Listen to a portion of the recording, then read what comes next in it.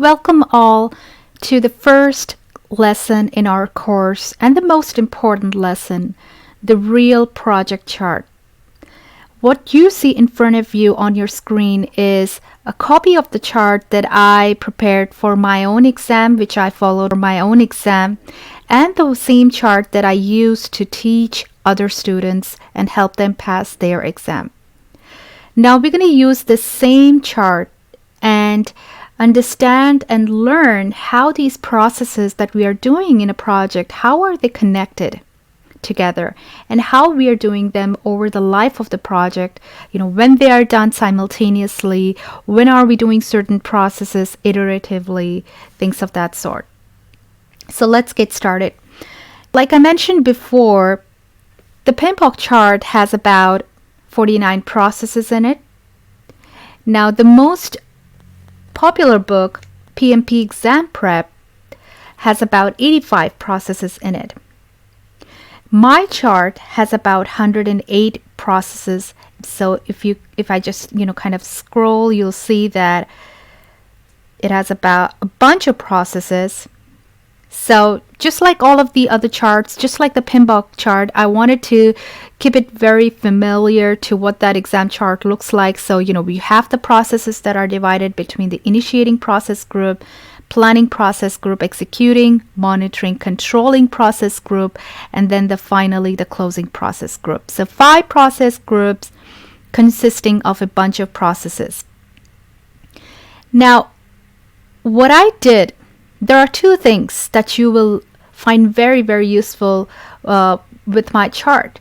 First and foremost, I have 108 processes because I broke down these processes to the most tiniest parts that actually, the very tiny activities that happen between 2 defined processes from the PMBOK guide. It helps us understand how these processes are done over the life of the project.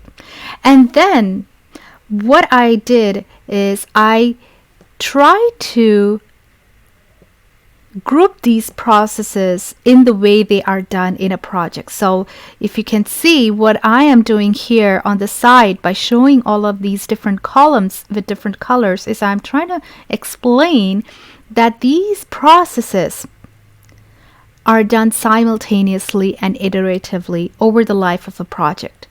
Say, for example, some of them are done sequentially, just like the ones here in the planning process group. If you can see these, you will see that these are done sequentially over the planning process group.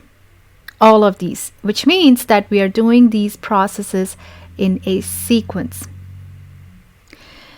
Now, if you know this sequence, then you know how to answer those scenario questions that may come from this planning process group. And this is how my chart is more realistic, and it definitely provides more clarity about the processes and helps answer those situational questions.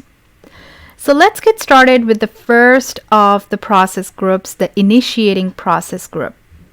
So the initiating process group is the first point during the project's life. This is where we start off with things, right? This is where we are kind of, kicking start about the discussions related to projects and, what type of projects we're going to do and why and, how we're doing all of them. Now, the initiating process group, if you were to compare this to what is present in the PMBOK guide, you will see that the PMBOK guide has just about 2 processes in the initiating process group, just 2 processes mentioned in there. But if you compare it to my chart, it has about 10 processes here. So that tells you, that shows you the difference.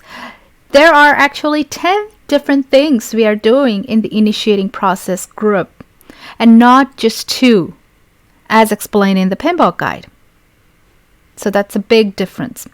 All right, so let's start off and try to understand, what all work is going on in the initiating process group. Now, for one thing I want you all to remember and understand when, we go through the study of the chart is that you are not the only one playing a role or leading activities, taking care of tasks in a project. Bunch of different people, groups of people are involved. So it's not just you, the project manager. You are responsible for the project and the outcome of the project. But so many different people play a role here too. So when we start off, what are we doing?